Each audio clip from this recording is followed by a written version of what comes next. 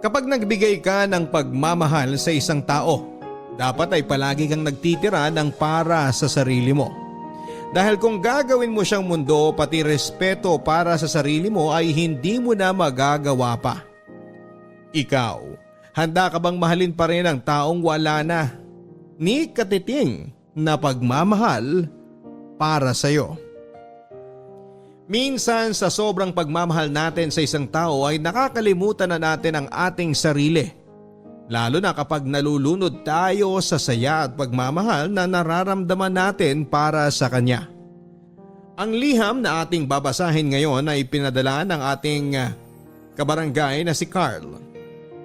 Isang lalaki na ng ibang bansa at nagtrabaho sa barko para mabigyan ng magandang buhay ang kanyang pamilya. Tiniis ang lahat ng hirap at lungkot na mapalayo sa kanyang mag-ina. Nangarap siya na balang araw ay hindi na niya kailangan pang mag-ibang bansa at magtrabaho sa malayo. Na darating ang araw na magsasama-sama silang buong pamilya na maghinhawa na ang kanilang buhay. Pero paano kung sa pagbabalik niya ay nalaman niya na ang babaeng pinangakuan niya ng habang buhay ay may mahal ng iba? Dapat pa ba niyang ipaglaban ang pangako na binitawan nila sa loob ng simbahan o dapat na siyang bumitaw kahit parang hindi na niya kakayanin pa ang mabuhay ng hindi ito kasama? Gusto mo na bang malaman kung ano ang landas na pinili ni Carl? Handa ka na bang mainis at maiyak sa kwento ng buhay niya? Minsan ba ay nagmahal ka na rin ng taong hindi ka na mahal? Ipinaglaban mo na rin ba ang pagmamahal mo kahit isinusuka ka na niya paalis ng buhay niya? O binitawan mo na lang siya at pinalaya mo na lang ang iyong sarili? Si Carl kaya, naging masaya kaya siya sa desisyon na pinili niya para sa kanyang sarili? Malalaman natin ang landas na pinili niya dito sa mga kwento ng pag-ibig, buhay at pag-asa sa nangungunang Barangay Love Stories. Dear Papa Dudut, una sa lahat ay gusto ko munang magpasalamat kung sakali man na mapili ninyong i-air ang sulat ko na ito. Dahil matagal ko na rin talagang gustong mag-share ng aking kwento, Papa Dudut. Matagal niyo na po akong avid listener. Kaya nga kahit na wala ako sa Pilipinas ngayon ay palagi pa rin akong nakikinig sa inyong programa sa Barangay Love Story sa YouTube. Ngayon lang din talaga ako naglakas ng loob na magpadala ng mensahe sa inyong Facebook page para magbahagi ng aking kwento. Ang kwento ng buhay ko na medyo madrama pero maraming aral na maiiwan sa mga kabarangay natin na nakikinig ngayon. Papa Dudut, tawagin niyo na lang po ako sa pangalang Carl. 31 years old, taga San Fernando, La Union. At nagtatrabaho bilang seaman. Lumaki ako sa isang pamilya na hindi masyadong nakagagaan sa buhay. Maswerte na yung makakain kami ng 3 beses sa isang araw noon. Kaya naman ang mapangasawa ko ang matagal ko ng kasintahan na si Ali, nangako ako na hindi ko hahayaan na maranasan na magiging pamilya ko ang naranasan ko noon. Mag-iisang taon na kaming kasal ni Ali nang sa wakas ay magdalang tao na siya. At doon ko nga naisipan na magtrabaho na sa ibang bansa bilang seaman. Sakto kasi na may dati akong kaklase na handang tumulong sa akin na mapabilis ang proseso ng pag-alis ko at pagsakay ng barko sa Sweden kung saan siya nagtatrabaho. Kaya lang, Papa Dudut, hindi masyadong sang-ayon si Ali sa gusto kong mangyari. Ang sabi niya pwede naman daw ko magtrabaho na lamang sa Pilipinas para hindi kami magkalayo na mag-asawa. Pero gusto ko kasi talaga na mapabuti ang buhay namin, lalo na nang mag-ina ko.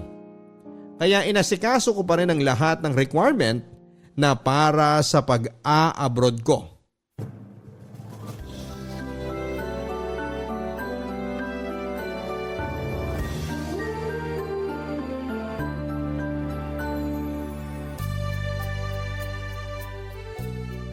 Honey? Honey, nasan ka? Nandito ako sa kusina. Nandiyan ka lang pala, honey. May papakita ako sa'yo. Ano ba yun at parang excited na excited ka, honey? Eto, basahin mo itong mga papeles na hawak ko. Teka, di ba application mo to para sa plano mo na pagsakay ng barko? Oo, honey. At na-approve ang application ko. Makakapag-abroad na ako at makakasakay ng barko sa Sweden. Bakit parang ang bilis naman ito? Oo nga eh. Halos 2 buwan ko lang inasikaso ang lahat tapos ayan na. Makakaalis na kagad ako pagkatapos ng 2 linggo. Grabe, ang lakas talaga ng kaibigan ko na seaman sa mga boss niya. Napa-approve niya kaagad ang application at lahat ng requirements ko, honey.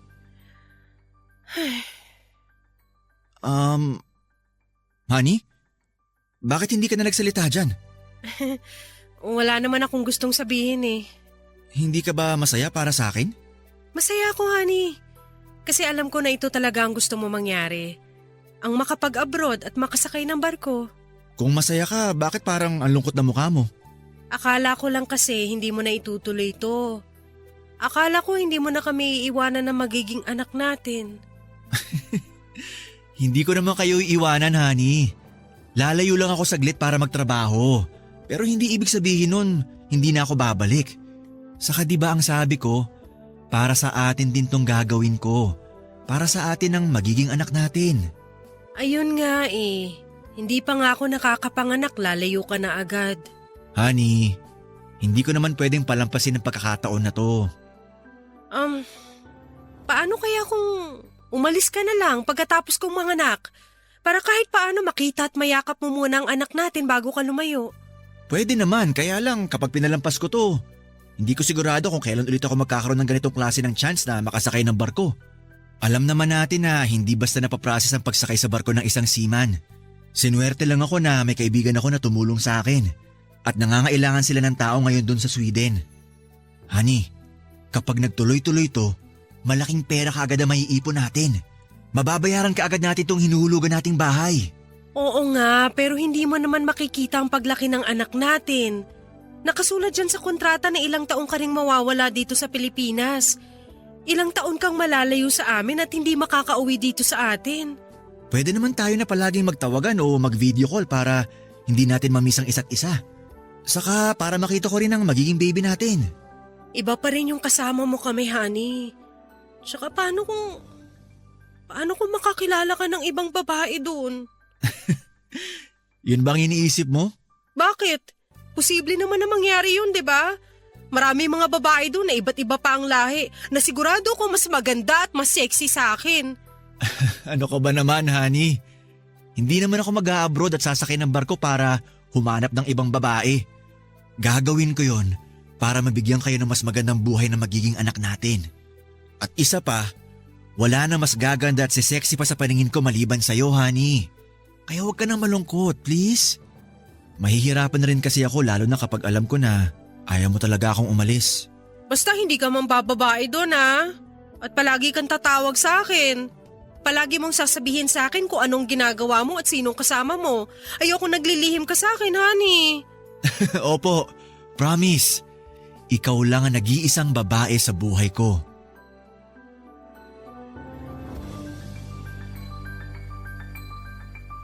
Papadudot mabilis nga ang naging proseso ng lahat sa pag-alis ko. Pagkatapos lang ng 2 linggo ay nakaalis na ako papunta ng Sweden at doon ako nagtrabaho bilang seaman.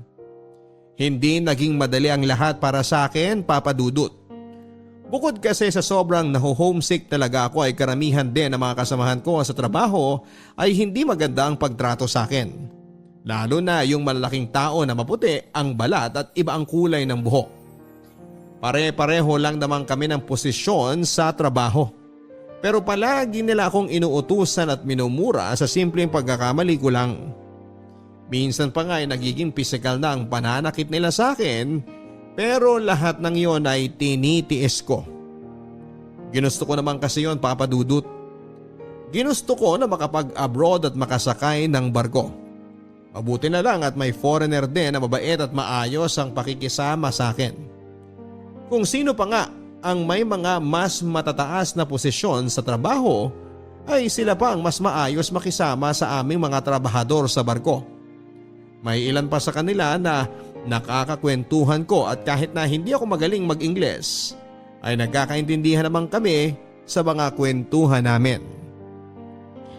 Mabilis na lumipas ang ilang buwan hanggang sa makapanganak na nga si Ali Papadudut. Sa awa ng Diyos ay hindi naman daw nahirapan sa panganganak ang asawa ko. Nakausap ko rin siya sa video call at sa unang beses na nakita ko sa kamera ang anak ko ay hindi ko na talaga napigilan ng maluha sa tuwa at lungkot. Nalulungkot ako dahil hindi ko man lang siya mayakap. Pero natutuwa ako at sa wakas ay may supling na kami ng asawa ko. Ang nasa isip ko noon ay isa na talaga kaming ganap na pamilya. Kaya naman mas lalo ako naging porsigido na mabigyan sila ng magandang buhay. Hindi ko na nga namalayan na magdadalawang taon na pala ako na nalalayo sa pamilya ko. Magkahalong lungkot at saya pa rin ang nararamdaman ko noon kasi palagi ko silang namimiss at sabik na talaga akong mayakap ang anak ko. Pero masaya ako kahit papaano kasi gumiginhawa na ang buhay ng mag-ina ko sa Pilipinas. Nagawa na naming bayaran kaagad ang hinuhulugan naming maliit na bahay at sinimulan na rin namin yung ipaayos at pagandahin. Honey, bakit ngayon mo lang nasagot ang video call ko? Kanina pa ako tumatawag sa'yo. Naka-online ka pero hindi ka naman sumasagot. Naku, honey, sorry. Nagpalit kasi ako ng diaper ni baby kanina. Naiwan ko nakabukas tong laptop ko kaya pati ang Facebook ko naka-online din. Ah, ganun ba? Ayos lang, honey. Nagtaka lang ako kasi hindi mo kaagad nasagot kahit naka-online ka. Ah, nga pala. Meron akong dineposit na pera sa joint account natin. I-check mo na lang mamaya. Sige, sakto kasi mamimili rin ako ng mga gamit ni baby mamaya. Tapos bukas naman, pupunta kami sa center para pabakunahan siya. Bukas na kasi ang schedule namin eh. May kasama ka na ba bukas? Wala, ako lang mag-isa, honey. Gusto mo pasamahan na kita kay Ate Joanne? Para hindi ka masyadong mahirapan? Hindi na. Nakakahiya naman sa ate mo. Tsaka kaya ko naman mag-isa bukas. Huwag ka mag-alala sa amin ni baby. Sige, ikaw ang bahala. Medyo binawasan ko nga pala ang pinadala kong pera ngayon kasi nanghiram sa akin si Ate Joanne eh. Na-dengue kasi ang panganay na anak niya. Kaya medyo gipit sila ngayon. Babayaran din naman daw kaagad nila. Okay lang naman, honey, di ba? Oo naman. Kapatid mo naman yun. Tsaka sinabi naman niya na babayaran din agad nila. At kung hindi man nila maibalik ka agad, okay lang din kasi medyo nakakaluwag naman tayo ngayon. Wala naman akong ibang pinagkakagastusan dito sa bahay. Kaya marami ako natitira sa mga pinapadala mong pera sa akin, honey. Salamat kasi hindi mo sinasayang ang pagod at lungkot ko dito sa barko. Wala yun. Kahit naman ako nalulungkot pa rin lalo na sa gabi tapos hindi kita katabi. Ay, sana talaga makauwi ka na para magkasama na tayo. Malapit na yon, honey. At pag uwi ko dyan, sisiguraduhin ko talaga na masusundan ka agad ang panganay na anak natin. Baliw ka talaga, honey. Kung ano-ano na naman yung sinasabi mo dyan. Seryoso ako dun, ha? Teka lang, magtatanghalian na pala dyan. Kumain ka na ba? Tapos na, kanina pa. Ikaw, maaga pa dyan, di ba? Oo, halos madaling araw pa lang. Mag-aalmusal na rin ako mamaya lang. Bumangon lang ako na mas maaga kasi nga gusto mo na kita makita at makausap dito sa video call. Naku, ang asawa ko. Namimiss na naman ako. Bakit ako ba hindi mo namimiss? Hindi mo ba namimiss tong bigote at balbas ko kapag dumidikit sa leg mo sa tuwing hinahalikan kita? Pilyo ka talaga, honey.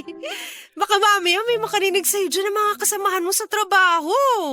Ako na lang ang nandito sa kwarto namin. Nauna na silang lumabas dahil mag-aalmusal na raw sila. Honey?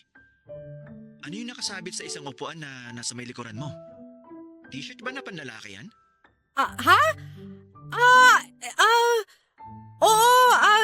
Lumang t-shirt na to.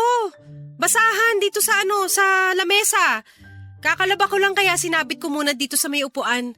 Saan galing ang t-shirt na yan? Kasi parang wala akong matandaan na may ganyan akong gamit. Sa tubero na nag-ayos ng lababo natin dito sa bahay nung nakaraang buwan. Natatandaan mo naman yung kinuwento ko sa'yo dati na nasira ang gripo sa lababo, di ba? Naiwan niya yung t-shirt niya dito tapos hindi na niya binalikan pa. Kaya eto, ginawa ko na lang basahan dito sa bahay. Oo. Naalala ko nga yun. Honey, Bababa ko muna tong tawag ha. Parang naririnig ko nang umiiyak si baby sa kabilang kwarto. Oh, sige honey. I love you. I love you too. Bye!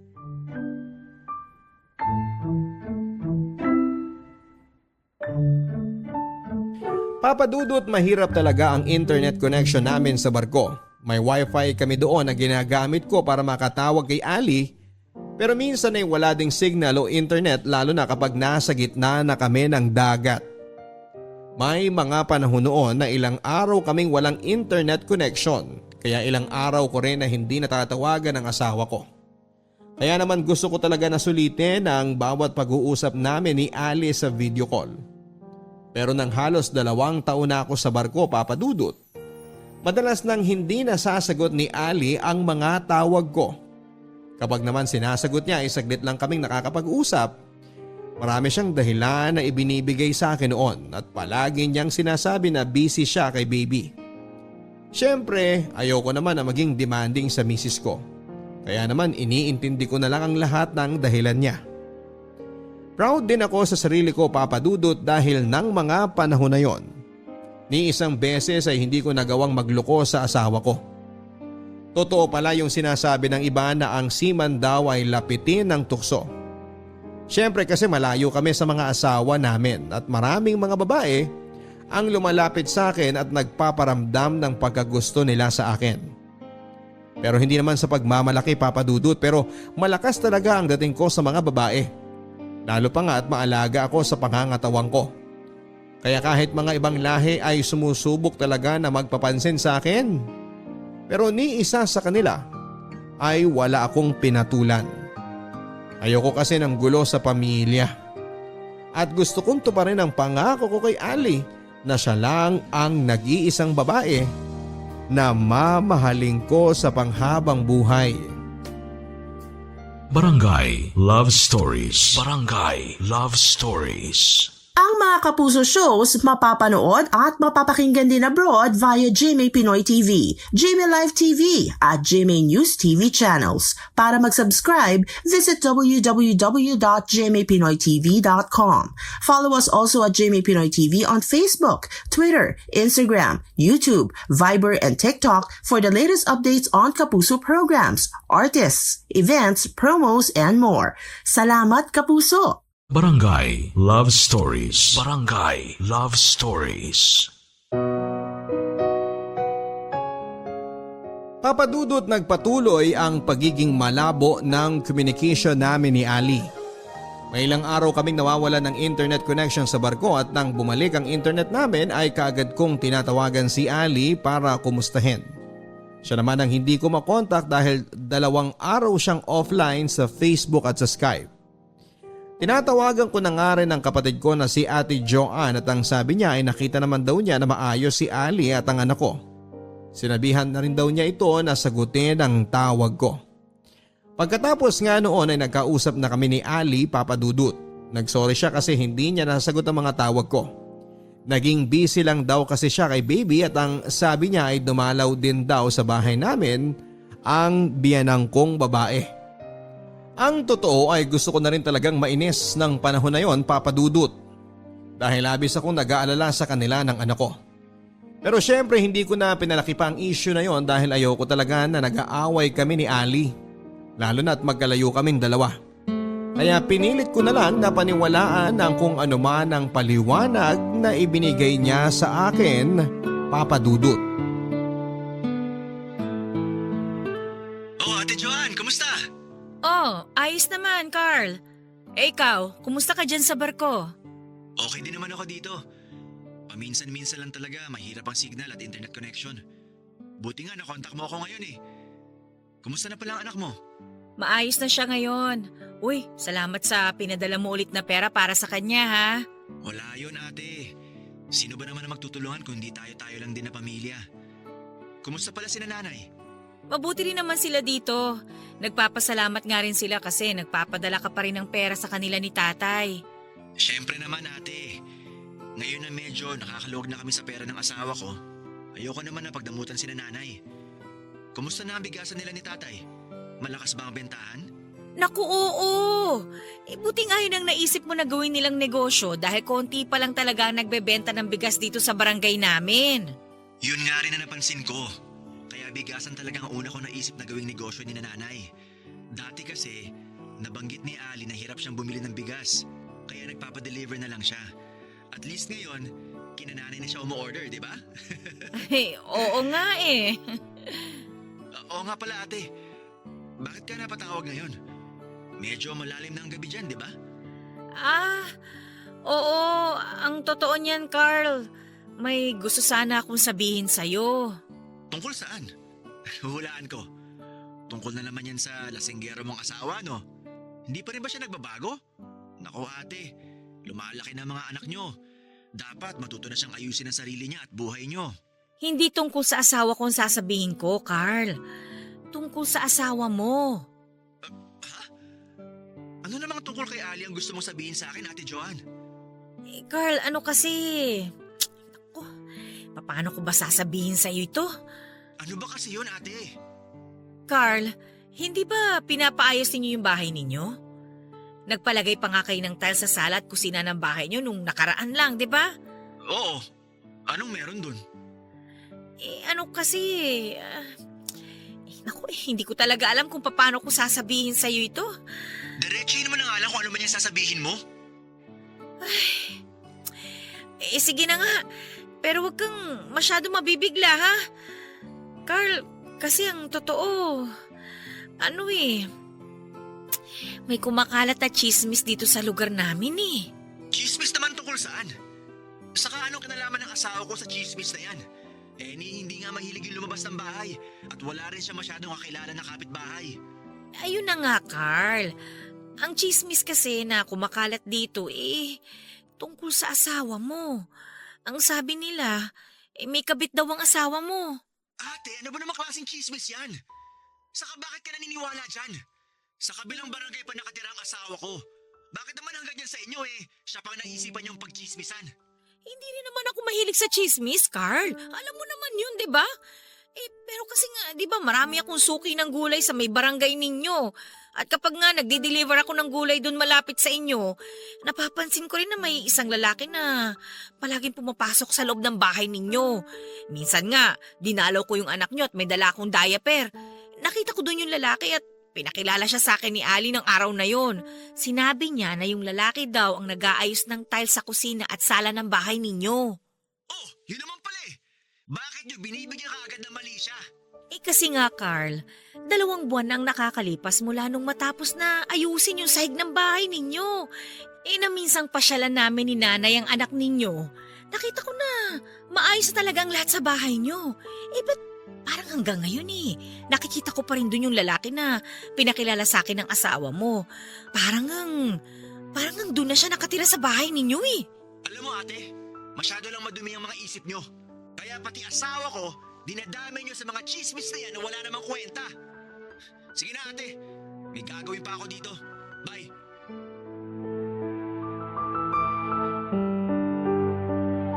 Papadudot, alam ko naman na hindi ako dapat naniniwala sa mga naririnig ko na chismis, lalo na at wala naman akong nakikitang kahit na anong ebidensya. Pero hindi ko na rin napigilan ang sarili ko na maiyak pagkatapos ng naging tawag namin ng kapatid ko. Kilala ko si Ate Joanne. Hindi talaga siya mahilig sa chismis at mas lalong hindi niya ugali ang gumawa ng kwento. Malapit din naman sila sa isa't isa ng asawa ko kaya wala akong nakikitang dahilan para siraan niya si Ali. Ganun pa man ay pinilit ko pa rin ang sarili ko na hindi maniwala sa kung ano man ang sinabi niya sa akin. Pinilit kong hindi magpaapekto kahit tahimik na talaga akong naiiyak ng mga oras na yon. Gusto ko na nga ring tawagan at ikumpronta ang asawa ko ng oras na yon pero ayoko na talaga na mag-away kami habang malayo kami sa isa't isa. Kaya nang magkausap kaming dalawa kinagabihan ay pilit kong pinakalma ang sarili ko at umarte ako na walang problema o sakit na nararamdaman ng mga oras na yon. Honey, sorry ngayon ko lang nasagot ang tawag mo. Ayos lang. San ka ba galing? Kagabi tinawagan kita pero hindi ka naman sumagot. Siyempre, nandito lang ako sa bahay. mamasyal. Kakaalis lang kasi ni Mama dito kaninang umaga kaya ang busy ko. Tapos ang dami pang naiwan na kalat kaya naglinis pa ako ng buong bahay. Kumusta naman kayo ni baby dyan? Maayos naman kami dito. Gusto ko nga sana siyang ipakita sa'yo kaya lang masarap pa ang tulog niya sa crib ngayon eh. Ayos lang. Tatawag din naman ulit ako mamaya para makita ko siya. Sige honey, sigurado ako nagising at makulit na ulit siya mamaya. Honey, kumusta na yung pinapaayos natin na sahig dyan sa bahay natin? Aling sahig? Yung sahig sa sala at kusina na pinalagyan natin ng tiles. Tapos na ba yon? Oo, tapos na nung nakaraang buwan lang. Ganun ba? Bakit mo natanong honey? Wala naman. Hindi mo na kasi ako in-update tungkol sa mga pinapaayos natin sa bahay eh. Kaya ngayon ko lang naalala na itanong sa'yo. Sige, mamaya papadalang kita ng picture ng sahig nitong bahay. Tsaka pati yung dingding dito na pinapinturahan ko. Para makita mo kung gaano nakaayos at kaganda ang bahay natin ngayon. Okay, salamat. Honey, matanong ko lang. May ibang tao ka bang pinapapasok sa loob ng bahay natin? Ibang tao? Wala naman. Sina Ate Joanne lang tsaka mga magulang mo kapag dinadalaw nila si baby. Bukod sa kanila, may ibang tao pa bang dumadalaw sa'yo dyan? Ano bang klaseng tanong yan? Sagutin mo na lang kung meron o wala. Napakasimple lang naman ang tanong ko Siyempre wala. Sino pa ba naman ang ibang dadalaw sa akin dito bukod sa pamilya ko at pamilya mo? Wala kang ibang lalaki na pinapapunta dyan sa bahay natin? Pinagbibintangan mo ba ako, Carl? Saan mo ba nakuha mga tanong na yan? Siguro sa ate mong chismosa, no? Huwag mo nga siyang dinadamay dito. Nagtatanong ako ng maayos sa'yo, Ali. Hindi ka nagtatanong, Carl. Pinag-iisipan mo na ako ng masama. Alam mo, ang unfair mo nga eh. Sa ating dalawa, hindi hamak na ikaw ang may chance na mambabae dyan sa barko. Wala nga akong kakilala sa mga katrabaho mo dyan eh. Maligo ba ako ng bababae ka dyan o baka may ibang asawa ka na dyan? Alam mo, tama na nga to. Pagod na nga ako dito sa bahay at sa pag-aalaga ng anak natin. Kung ano-ano pang iniisip mong masama sa akin. Bahala ka na sa buhay mo. Ali, sandali. Huwag mo ibaba yung tawag. Nagtatanong lang naman talaga. Binabaan niya na ako. Ay.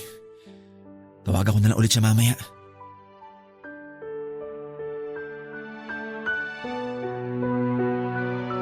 Papadudot sa ilang taon na relasyon namin ni Ali bilang magkasintahan at mag-asawa ay never naging issue ang third party sa aming dalawa. Hindi naman kasi talaga ako mahilig mambabae dahil dalawa ang kapatid ko na babae. Kaya mataas ang respeto ko sa babae lalo na sa relasyon namin ni Ali. Kaya nga nang sabihin sa akin ni Ate Joanne ang tungkol sa kumakalat na chismis na may ibang lalaki ang asawa ko ay hirap pa rin akong paniwalaan yon. Kahit alam ko na malaki talaga ang posibilidad dahil magkalayo nga kami ni Ali. Hindi lang naman kasi lalaki ang pwedeng matukso, hindi ba? May pangangailangan ng isang babae at alam ko na sa sitwasyon namin yon ni Ali, hindi ko maibibigay yon sa kanya dahil magkalayo kaming dalawa. Kaya kahit may tiwala talaga ako sa asawa ko ay hindi pa rin naaalis sa dibdib ko ang matakot na baka makakita siya ng ibang lalaki na malapit sa kanya. Ang hirap pala talaga ng ganon, Papadudot. Ang hirap ayusin ang away mag-asawa lalo na kung halos 10,000 kilometro ang layo namin ng misis ko mula sa isa't isa. Papadudot, tumagal lang ng halos 2 araw ang away namin ni Ali. Dahil nga pilit kong hindi pinaniniwalaan ang sinabi ni Ate Joanne tungkol sa asawa ko. Ako na rin kaagad ang nanuyo kay Ali. Nagpasuyo ako sa isang kaibigan ko na nasa Pilipinas. Nagpadala ako ng pera sa kanya at sinabi ko na padalhan niya ng cake at bulaklak si Ali na may note na kasama. Kung saan ay humihingi ako ng sorry sa kanya. Nang ma-deliver yon kay Ali ay hindi ko rin kaagad siya tinawagan. Nagpalipas muna ako ng ilang oras bago ko siya tinawagan na kaagad naman niyang sinagot, Papadudot. Muli akong humingi ng tawad sa kanya ng mga oras na yon. Sinabi ko na hindi naman talaga ako naniniwala sa kung ano man ang mga chismis na mga naririnig ko. Pinatawad din naman ako kaagad ni Ali at nagkaayos na rin kaming dalawa. Papadudot, pagkatapos ng halos 3 taon na pagtatrabaho ko ay nabigyan na rin ako ng pagkakataon na makapagbakasyon sa Pilipinas. 2 buwan ang ibinigay sa akin na pwede ko pang i-extend ng hanggang 3 buwan. Sobrang saya ko talaga noon at excited na akong umuwi. Pero hindi ko sinabi kay Ali ang pag-uwi ko dahil gusto ko sana siyang sorpresahin. Kaya umuwi ako ng Pilipinas nang hindi alam ng asawa ko. Dumiretso ako ng bahay namin at naabutan ko na walang tao doon. Medyo makalat at may ilang gamit din na panlalaki. Hindi ko na masyado pang pinansin ang ilan sa mga nakakalat na gamit dahil naramdaman ko na may nagbukas ng pintuan ng bahay. At sigurado ako noon na si Ali na yon, kaya inihanda ko na ang sarili ko para sorpresahin siya.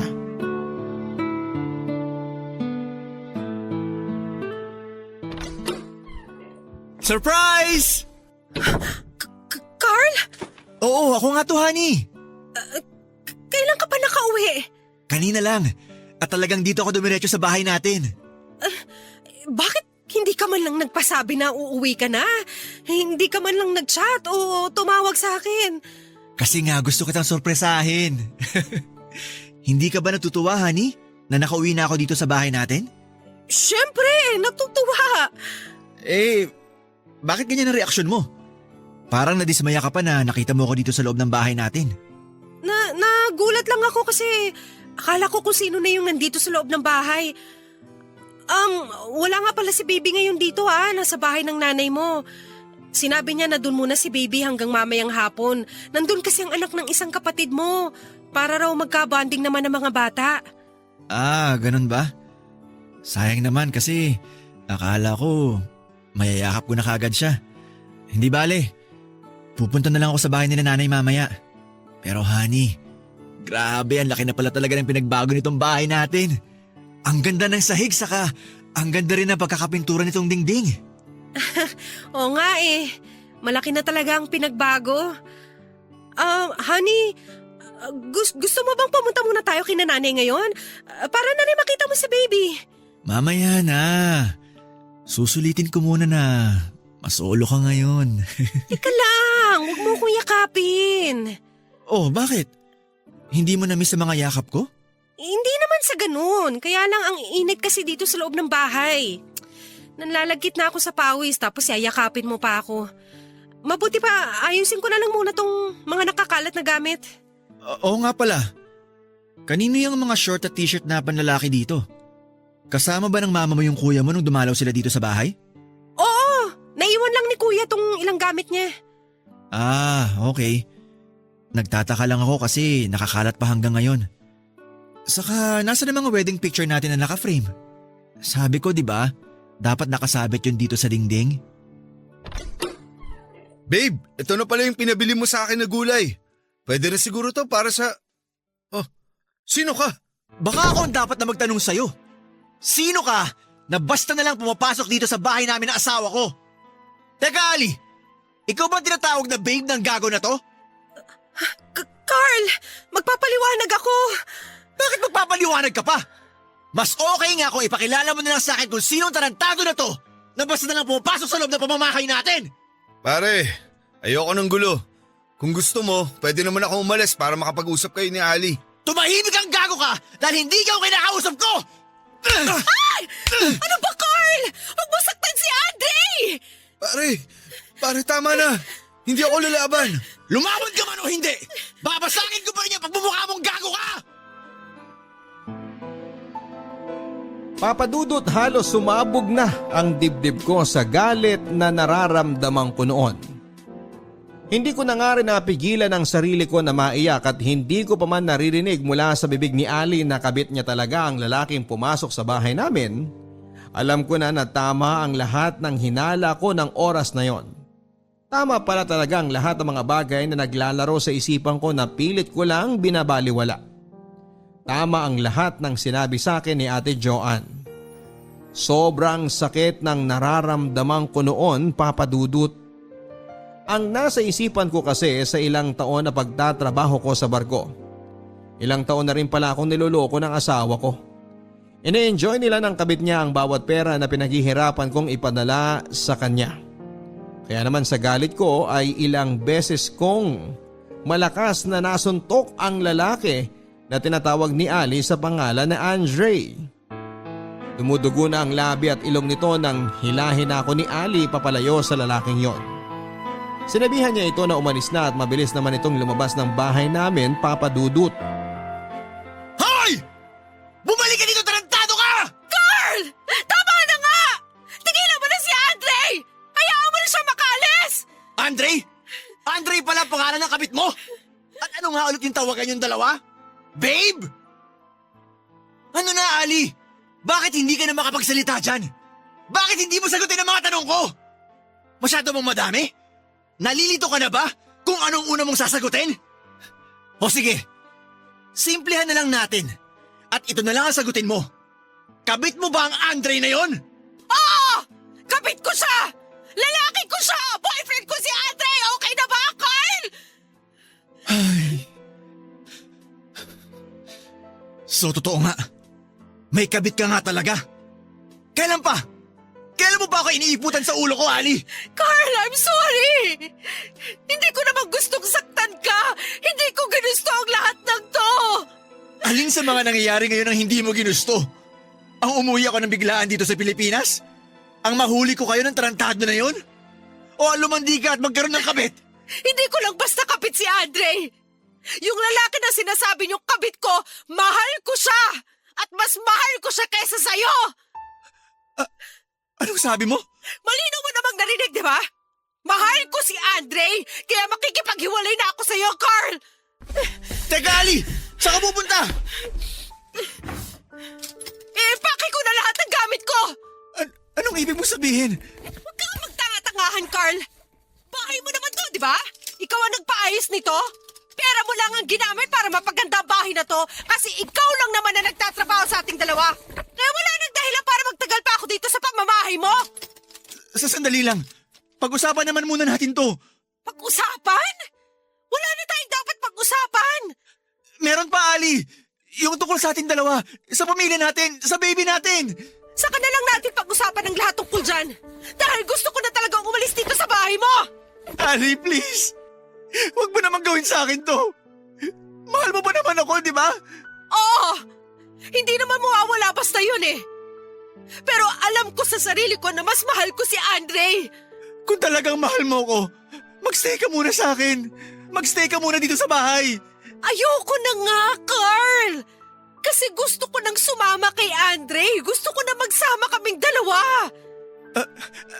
Ali, ayos lang sa akin kahit dito na lang kayo tumira ng Andre na yon. Ayos lang sa akin kahit nandito sa bahay ko ang lalaki mo. Anong ibig mong sabihin? Seryoso ka ba sa mga sinasabi mo, Carl? Patitirahin mo kami dito ni Andre? Oo, kasi alam ko naman na sa huli, ako pa rin ang pipiliin mo. Kaya please, dito ka na lang muna sa bahay.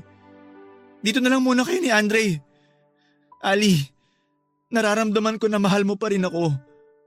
At sigurado ako na sa huli, ako at ang baby pa rin natin ang pipiliin mo.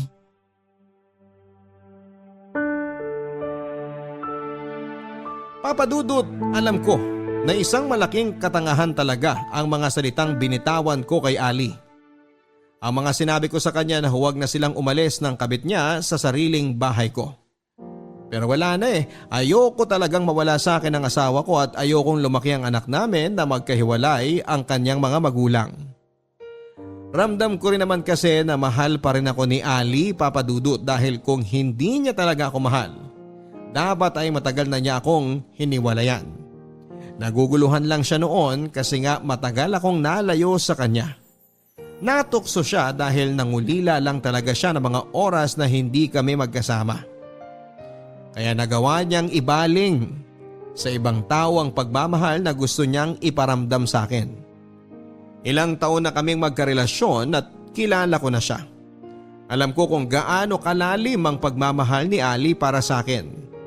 At kaya kong tiisin ang lahat ng sakit hanggang sa bumalik ang buong pagmamahal niya na yon. Kaya kong tiisin ang lahat ng sakit na nararamdaman ko sa oras na magkasukob na kami sa iisang bahay ng kabit ng asawa ko, Papa Dudut. Barangay Love Stories. Barangay Love Stories. Ang mga Kapuso shows mapapanood at mapapakinggan din abroad via GMA Pinoy TV, GMA Live TV at GMA News TV channels.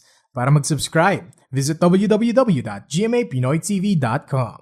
Follow us at GMA Pinoy TV on Facebook, Twitter, Instagram, YouTube, Viber, and TikTok for the latest updates on Kapuso programs, artists, events, promos, and more. Salamat, Kapuso! Barangay Love Stories. Barangay Love Stories. Papa Dudut, sinabi sa akin ni Ali noon na bago ako umuwi mula sa ibang bansa ay sa bahay na pala talaga nakatira si Andre. Pinaalis na kasi ito sa tinitirhan itong apartment dahil wala na itong pambayad sa upa.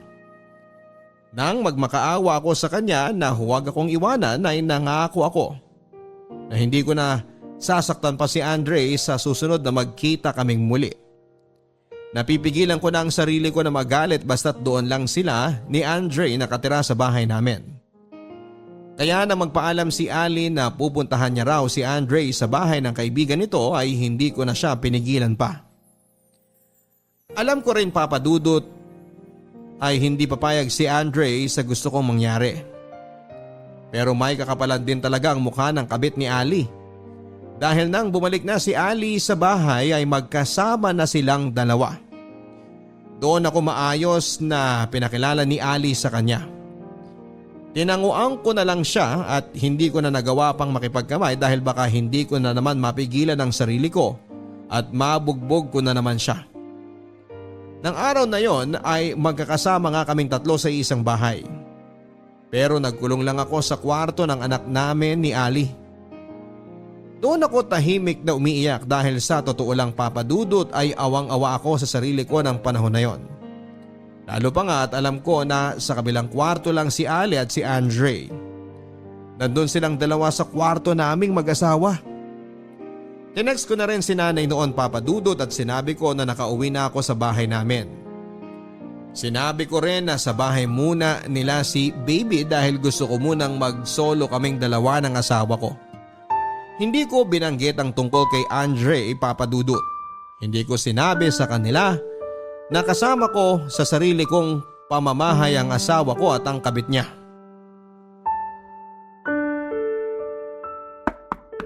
Carl! Carl! Buksan mo nga itong pinto!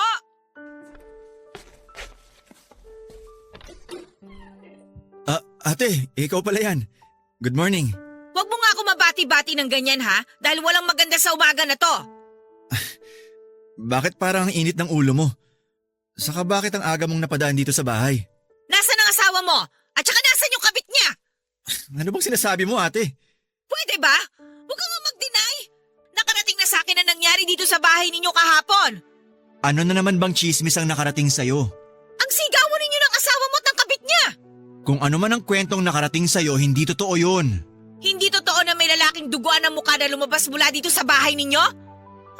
At nang bumalik yung asawa mo dito, kasama na niya ang lalaking yon? Bakit ba kasi naniniwala ka sa mga sinasabi ng ibang tao?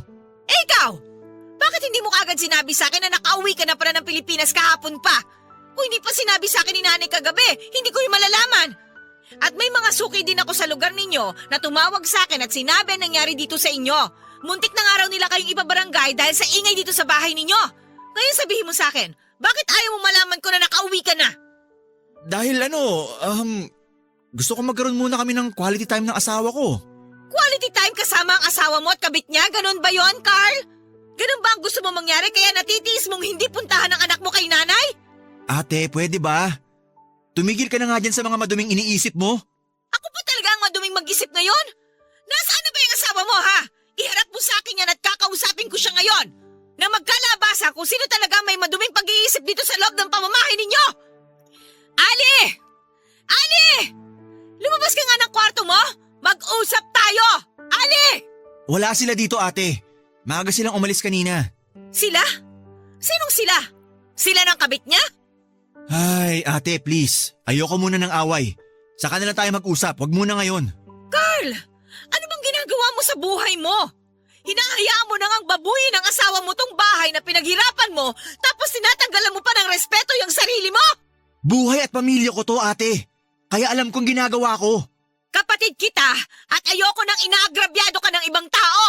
Pero matanda na nga ako. Kaya hindi mo na kailangan na pakialaman ang mga desisyon ko sa buhay. Hindi kita pinakikialaman. Pinapaalalahanan lang kita.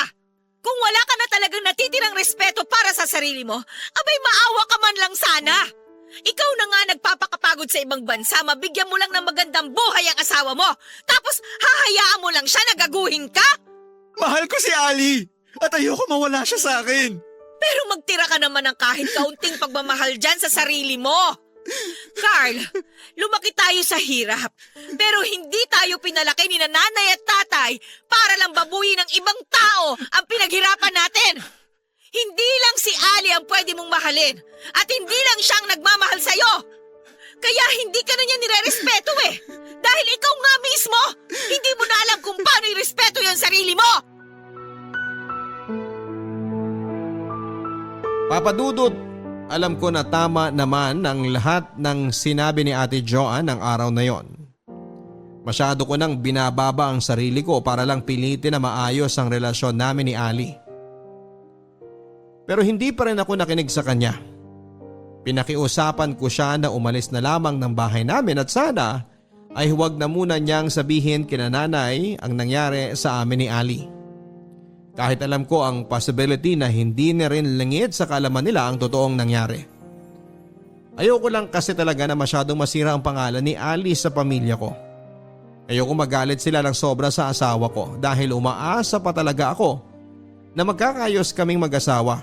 At sa oras na mangyari yon ay ayoko nang tumatak sa isipan ng mga kapatid at magulang ko ang naging pagkakamali ni Ali. Kagaya ng nabanggit ko kanina, Papa Dudut, ay may awa pa rin naman akong natitira para sa sarili ko. Pero yung awa na yon ay natatabunan ng pagmamahal ko para sa asawa ko. Mas nangingibabaw ang kagustuhan ko noon na maayos ang pamilya ko. Kaya pilit ko na lang na nilalamon ang katiting na awa na yon para hindi na ako masyado pang masaktan, Papa Dudut. Oh babe, dahan-dahan sa paglalakad. Baka matisod ka na naman. Hindi ako matitisod, babe. Kayang-kaya ko pang maglakad papunta sa kwarto at umisang round sa'yo. Huwag ka nga maingay at baka magising pa si Carl. Kung bakit naman kasi uminom ka ng marami? Siyempre, mansa rin natin eh. Kaya dapat i-celebrate natin at magpakasarap tayong dalawa. Pakis nga ako. Teka. Ano ba? Wag mo muna akong halikan. Pumasok muna tayo sa loob ng kwarto. Pwede ba? Ang iingay nyo na nga, ang bababoy nyo pa. Kung hindi kayo nahihiya sa akin, mahiya naman sana kayo sa mga kapitbahay na nakakarinig ng mga kababuyan nyo. Gising pa pala tong walang kwentang asawa mo eh. Andre, wag na nga muna maingay dyan. Ano sabi mo? Carl, sandali lang. Lasing lang si Andre kaya wag mo na siyang patulan. Papasok na lang kami sa loob ng kwarto. Ang sabi ko, wala kang kwentang lalaki. Andre, ano ba? Sabi nang wag ka na muna magsalita eh. Bakit? Totoo naman, di ba? Hindi ka mag-e-enjoy sa akin pagdating sa kama kung may bubugat tong asawa mo. Eh tarantado naman pala talaga tong kabit mo eh! Carl, ano ba? Sabi na wag mo nang patulan si Andre dahil lasing lang siya. Ang bastos na bunganga niya eh! Pare, masyado bang masakit yung mga sinabi ko?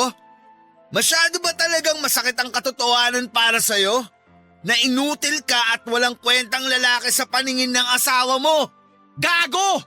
Hindi tayo magkumpare! Kaya huwag mo akong tawagin pare! Oh, sige, ano? Carl, tama na nga! Eh! Ano ba? Hindi ba nangako ka sa akin na hindi ka naman gugulo? Na hindi mo nasasaktan si Andre? Eh ano to? Nakakailang ka na eh! Wow, Ali! Talaga namang concerned ka dyan sa kabit mo, no? Kaya nagagawa mo akong isuka ng basta na lang. Ano ba talaga pinakain niya sa'yo para magkaganyan ka? Anong ginawa niya sa'yo na hindi ko ginawa? Anong binigay niya na hindi ko nagawang ibigay sa'yo? Ano? Sabihin mo! Wala! Basta bigla ko na lang naramdaman na mahal ko na siya. Ganun na lang yun? Basta mo na lang siya pipiliin kesa sa amin ng anak mo? Hindi naman talaga madali para sa akin to, Carl. Pero pare-pareho tayong mahihirapan kung pipilitin natin ang mga sarili natin na magkaayos. Dahil kahit kailan hindi na talaga ako babalik sa'yo. Eh bakit pa natin pinapatagal ang usapan na to?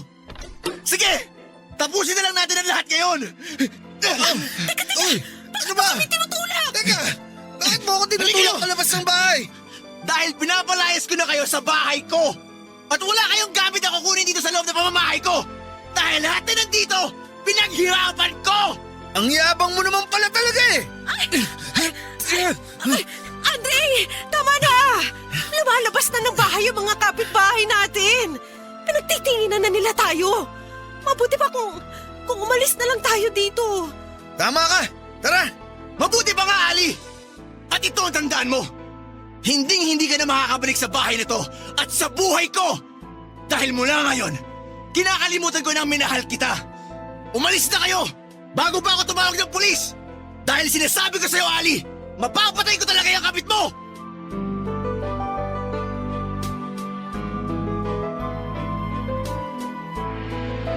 Papadudot, hindi ko alam kung saan ako humugot ng lakas ng loob na paalisin ng bahay sina Andre at Ali ng gabi na yon. Alam ko na sobrang sakit talaga ng nararamdaman ko sa dibdib ko.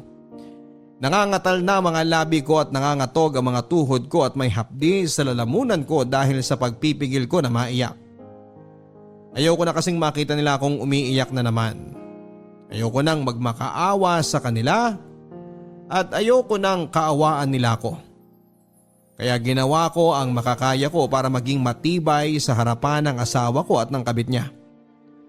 Siguro nga masyado lang akong nilamon ng galit at kirot ng araw na yon. At yon ang pinaghugutan ko ng lakas para tuluyan ng paalisin si Ali sa buhay ko. Kinabukasan ng araw na yon ay pumunta na ako sa bahay ni nanay at sinabi ko na sa kanila ang katotohanan. Doon ako napahagulhol, Papadudot. Lalo na nang yakapin ko sa kauna-unahang pagkakataon ng anak namin ni Ali. Nagbitaw ako ng pangako sa anak ko na gagawin ko ang lahat para maging isang mabuting magulang sa kanya kahit na hindi na namin kasama si Ali. Papadudot, mula nga nang palayasin ko sina Ali sa bahay ko ay hindi na siya muli pang nagpakita sa akin. Nalaman ko rin sa ilang kapitbahay namin na si Andre halos ang umayos ng buong bahay ko. Doon siguro sila nagsimulang maging malapit sa isa't isa. Mabuti na lang talaga at nagawa ko pang i-transfer sa personal bank account ko ang lahat ng perang naiwan sa joint account naming mag-asawa. Pero napansin ko na may malaking halaga nang nawala doon na hindi ko na hinabol pa kay Ali. Sinunog ko na rin ang mga gamit na naiwan nila ni Andre para wala na silang alaala pa na maiwan sa akin o sa bahay ko. Hindi naging madali para sa akin na kalimutan ang lahat, Papadudot. Nagtataka rin talaga ako noon kung bakit at paanong nagawang piliin ni Ali si Andre kesa sa amin ng anak niya. Saan ba ako nagkulang sa relasyon namin dalawa at kailangan niya akong iputan sa ulo? At ano ang meron si Andre na wala ako? At siya ang pinili ni Ali na makasama. Kinalimutan niya ang halos lahat sa relasyon naming dalawa. Dahil kasabay ng pag-alis niya sa buhay ko ay parang umalis na rin siya sa buhay ng anak namin. Iniwan niya ito na parabang wala na talagang kapaki-pakialam sa buhay ng anak namin. Masyado siyang nabaliw sa kung anumang klase ang pagmamahal na meron siya para sa Andre na yon. Kaya bago ako bumalik sa pagtatrabaho sa barko ay inayos ko muna ang lahat sa anak ko. Dahil hindi ko na nga makontak pa ang cellphone number ni Ali at deactivated na rin ang kanyang mga social media accounts ay nag-decide ako na ipaalaga na lang kina nanay ang anak ko habang ako po ay nasa barko. Pero kumuha ako ng kasambahay para hindi sila gaano mahirapan. Ang bahay naman na dating tinitirhan namin ni Ali ay pinarentahan ko na lang. Hindi yun gaanong malayo kina Ate Joan kaya sa kanya ko na lang inihabili ng bahay at kung sino ang interesado na magrenta doon. Ayoko na rin kasing tumira doon dahil sa mapapait na alaala na nasa bahay na yon. Kaya mas okay kung pagkakitaan ko na lang ang pangarap ko noon na bahay para sa amin ni Ali. Ngayon, Papadudot, ay nandito na ulit ako sa barko at ilang taon nang nagtatrabaho. Hindi ko na pinagbawalan pa ang sarili ko na aliwin, pero wala akong kahit na sino mang babae na sineseryoso dito. Wala na rin ang sakit dito sa dibdib ko dahil sa panloloko sa akin ni Ali. Hindi ko na rin siya nakita pa, pero merong balita na natanggap ako noon na sumama na siya pa uwi sa probinsya sa kabit niya. Sa totoo lang, natatawa na nga lang din ako sa tuwing babalikan ko ang pagpapakatanga na ginawa ko para sa kanya, Papa Dudut. Yung hinayaan ko ang sarili ko na tumira sa sariling bahay ko, ang asawa ko at ang kabit niya. Ganon pala talaga kapag bigla ka na lang natauhan sa pagpapakatanga mo sa isang tao, no? Nakakatawa at nakakainis. Papa Dudut, muli ay maraming salamat po sa pagbasa ng sulat ko. Kahit dito ko na lang din talaga pinadala sa inyong Facebook page ang aming mahaba at medyo madramang kwento. Sana sa pagbabalik ko sa Pilipinas ay wala na ang pandemic at magawa kong puntahan ko ang istasyon ninyo. Gusto ko kasi na makilala ka at personal na magpasalamat sa iyo para sa pagbibigay mo ng chance na mailabas ko ang mabigat na parte ng kwento ng buhay ko. More power and God bless sa inyong lahat na bumubuo ng Barangay Love Stories. Ang inyong forever kapuso at kabarangay, Carl. Parte na ng buhay natin ang pagmamahal at minsan ay pagpapakatanga para sa isang tao. Hindi naman kasi natin mapipigilan ang puso, pero sana huwag din nating pigilan ang utak na tulungan ang puso na mahalin ang ating sarili.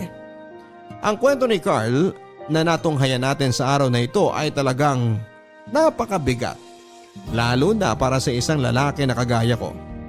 Hindi ko ma-imagine ang sakit na pinagdaanan niya noong nahuli niyang may ibang lalaki ang pinakamamahal niyang asawa. At nagawa pa niyang tanggapin yun at patirahin sa sarili niyang mismong pamamahay. Madalas talaga ay nabubulag tayo ng dahil sa pagmamahal natin para sa isang tao. Pero gaano man natin sila kamahal, hindi pa rin natin dapat nakalimutan na magtira para sa ating sarili. Alam mo Carl, ang respeto ay kusang iniiwan para sa ating sarili. At sa oras na mawalan tayo nito para sa ating sarili ay mawawalan na rin ng dahilan ang ibang tao na irespeto tayo. Mabuti na lang talaga at nagising ka na sa katotohanan na mas dapat mong mahalin ang sarili mo. Marami pa rin namang taong nasa paligid mo ang nagmamahal at nagmamalasakit sa iyo. Hindi mo kailangan ng isang tao na hindi marunong magpahalaga sa lahat ng effort na ibinibigay at ginagawa mo para sa kanya. Nandyan pa rin ang pamilya mo, lalo na ang anak mo. Ipakita mo sa anak mo na kaya mong maging isang mabuting magulang kahit na hindi mo nakasama ang asawa mo. At higit sa lahat ay huwag mong kakalimutan na nandyan ang Puong May Kapal para patnubayan at gabayan ka sa lahat ng oras na kailangan mo siya. Hanggang sa muli mga ka-forever, ako po si Papa Dudut sa mga kwento ng pag-ibig, buhay at pag-asa sa Barangay Love Stories number 1. Mga kwento ng pag-ibig, kwento ng pag-asa at mga kwento ng buhay dito sa Barangay Love Stories. Forever!